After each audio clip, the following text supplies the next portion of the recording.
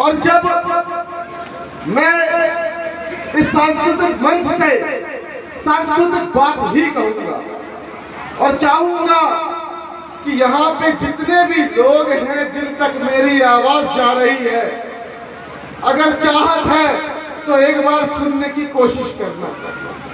कोशिश इसलिए करना क्योंकि ऐसे विचार आपके पास बार बार दोबारा नहीं आएंगे, ये कभी कभार आएंगे, साल में एक बार आएंगे।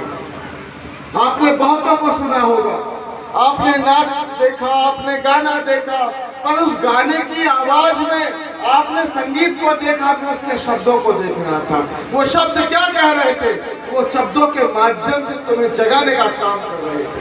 आज हमारी छोटी बहन यहाँ पे साधना कह रही थी हमारे पुरखों के नाम। क्या है हमारे पुरखों के नाम? अरे हम गोंड की संतान पैदा हुए हैं, पर कैसे प्रमाणित करोगे कि तुम गोंड की संतान हो? तुमको बताना पड़ेगा कि तुम्हारा भी कोई एक स्थान है। वो लोग कहते हैं जो तुम्हारी जमीनें छीन रहे, जो तुम्हारी बेटियों को वहाँ पे एकलव्य विद्यालय के छात्रावास में जाकर अभद्रता कर रहे, ये वही लोग तुम्हारा उपहास उड़ाते और कहते हैं कि ये आदिवासी लोग, ये गोंड लोग, ये कोल लोग बिना सर पैर की बातें करते हैं। मैं इस मंच से उनको भी चेतावनी देना चाहता हूँ मेरे भाई। ये लोग जो आपस में बांटने की बात करते हैं, तोड़ने की बात करते हैं, उनको मैं बता देना चाहता हूँ कि ये गोंड जो आइडेंटिटी है, जो पहचान है, इस भूभाग के असली मूल निवासी की पहचान है। और जो इस देश का, जो इस जमीन का मूल निवासी है, वो सारा का सारा गोंड है। और वो कैसे, वो भी मैं प्रमाणित करूंगा, परंतु उसके पहले आपको सेवा सेवा का नारा बुलंद करना होगा। बोलो सजोर पेंद्रा सेवा सेवा। यानी कि आप लोग सुन रहे हैं, अब और ध्यान से संभल कर भी बोलना होगा।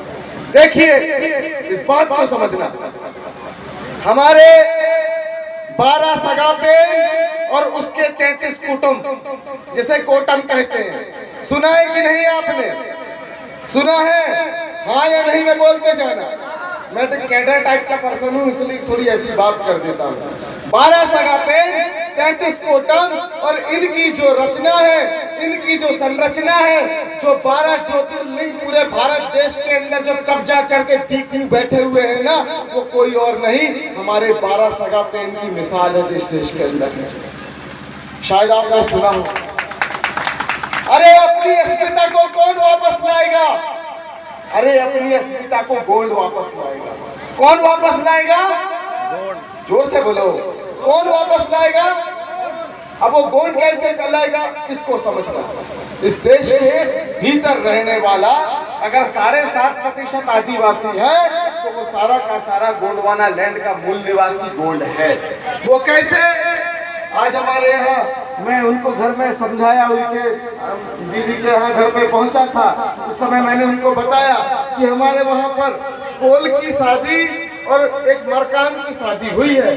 क्या बताया? एक कोल की और मरकाम की शादी हुई। कैसे? मैं बताता हूँ कैसे। बताऊं कि नहीं? जानना चाहोगे? ये जो जातिवाद में तोड़ने आते हैं, इनको भगाना चाहोगे? तो फिर सुनो।